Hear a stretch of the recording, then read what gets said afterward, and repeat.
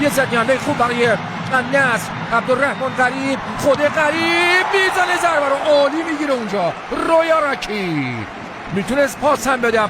یه دریبل دو طرفه زیبا زد اونجا تو سر خود عبدالرحمن غریب. رونالدو، کریستیانو، سادیو مانه فرصت دور دروازه رو باز بکنه. دیره برای یحیی، به استقبالش میاد کشیموتو. عالی برای عبدالرحمن غریب. رونالدو باز هم کاپتان ناکاتانی خودش رو مقابل توپ شجاعانه قرار داد. علی حسن، ساکا، سوزوکی، یه جبالی، چه پاسایی میده دنیس آمد و گل برای گامبا اوزاکا. دنیس آمد ترکیه‌ای دروازه النصر رو باز میکنه. خوشحالیش رو اینطور نشون میده. یه تیکه به سمت دروازه شلیک بکنه. ژائو فلیکس ارسال مباد. رونالدو چرا توپا گل نمیشه؟ باعث شد جام قهرمانی همسر کریستیانو رونالدو هم در مانه. ژائو فلیکس